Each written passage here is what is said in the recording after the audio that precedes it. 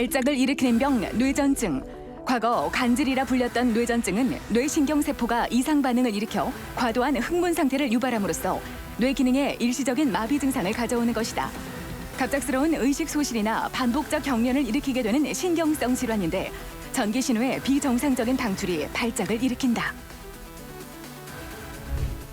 뇌의 활동은 정기적 신호로 이루어져 있고 이것은 이제 흥분성 경로와 억제성 경로의 조화로운 조절을 통해 이루어지는데 이것이 불균형이 일어나게 되면은 일시적인 과흥분 상태가 되고 이런 과흥분 상태가 되는 뇌의 위치에 따라서 다양한 증상이 일어나게 되는데 이를 발작이라고 합니다. 일반적으로 24시간 이상의 간격을 두고 2번 이상의 비유발 발작을 해야 뇌전증으로 진단하게 됩니다. 나폴레옹과 알렉산더 대왕도 피해가지 못했다는 뇌전증. 치매, 뇌졸중과 함께 3대 뇌신경계 질환으로 꼽히는데 소아에서 발생하는 발작의 3분의 1 정도가 뇌전증에 의해 발생하는 것으로 알려져 있다. 예고 없이 찾아오는 소아 뇌전증. 오늘 TV 주치에서는 소아 뇌전증에 대해 자세히 알아본다. 뇌에 전기가 온다는 뜻을 내포하고 있는 뇌전증. 특별한 원인이 없는 비유발성 발작이 만성적, 반복적으로 일어나는 질환이다. 대뇌의 신경세포들이 서로 전기를 주고받을 때 문제가 생기면 경련, 발작, 구토, 청색증 등이 나타나는데 이뿐 아니라 자신이 모르는 사이에 멍한 증상의 경련을 보이기도 한다. 보호자분 오늘 어떤 일 때문에 오셨어요? 집에서 아이를 보다가 아이가 자주 멍하니 있을 때가 있어서 걱정이 돼서 찾아왔습니다. 애가 얼마나 자주 멍해지나요? 일주일에 한 번에서 2번 정도 그러는 것 같습니다. 한번 멍해질 때 얼마나 오랫동안 멍해져 있어요? 6초에서 10초 정도 걸리는 것 같습니다. 얘가 멍할 때 이렇게 흔들어 보거나 아니면 이름을 불러보거나 이런 적 있으세요? 그렇게 했었는데 아이가 따로 반응을 하지는 않았습니다. 뇌전증은 원인에 따라 발작 증상이 다양하다. 크게 부분 발작과 전신 발작으로 구분되는데 그 가운데 가장 흔한 증상이 운동성 경련 발작이다. 발작 지속 시간은 1, 2분, 길어야 5분 이내다.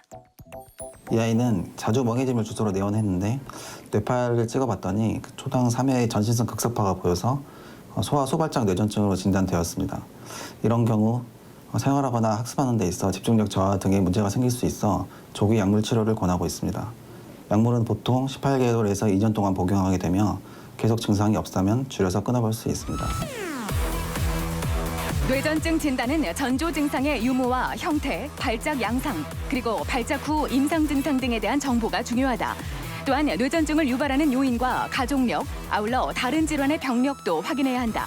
이런 비유발성 발작이 24시간 간격을 두고 2회 이상 발생하면 뇌전증으로 진단하는데 이때 뇌파 검사나 CT, MRI를 통해 최종 확인한다.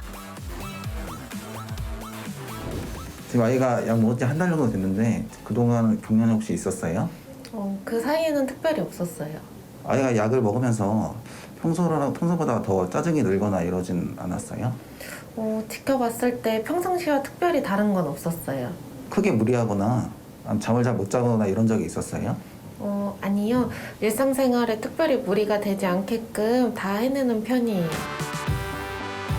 흔히 간질이라 불리는 뇌전증은 소아의 경우 성인과 다르게 변화가 심하다. 특히 신경학적 이상이 없는 건강한 소아에게서 발생하는 뇌전증도 있는데 바로 양성 롤란딕 뇌전증. 일정 나이가 되면 자연 치유가 되기도 한다. 이 아이는 양성 롤란딕 뇌전증으로 약물 치료 중인 아이입니다. 이 경우에 바로 약물 치료를 시작하지는 않지만 이 아이 같은 경우에는 낮에도 자주 발작이 있어서 약물 치료를 시작하였습니다. 발작의 재발의 원인은 가장 흔하게는 약물을 빼먹는 것이기 때문에 약물을 빼먹지 않는 것이 가장 중요하고 또 잠을 충분히 자고 너무 무리하지 않게 하는 것이 좋겠습니다.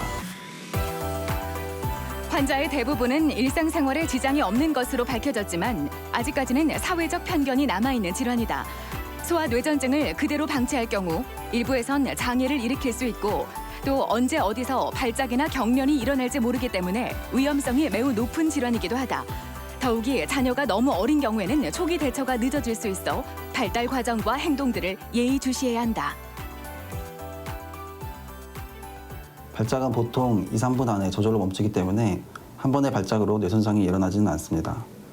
한 번의 발작이라도 구토를 동반하여 기도로 넘어가 흡인이 일어난다면 호흡이 안 돼서 뇌 손상의 발생의 가능성이 있으며 수영 같은 위험한 상황에 발작이 일어난다든지 주변에 위험한 물건이 있을 때는 또 발작이 일어나면 다칠 수 있습니다.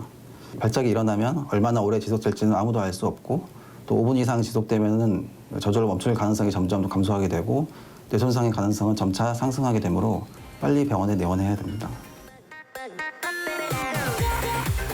뇌전증은 무엇보다 적극적인 치료가 중요한 질환이다. 방치할 경우 본인뿐 아니라 타인까지도 위험에 처해질 수 있기 때문에 정확한 진단과 꾸준한 치료가 필수적인데 뇌전증 환자들을 더욱 힘들게 하는 건 질환에 대한 오해와 사회적 편견, 아직까지 색안경을 끼고 바라보는 시선이 많다.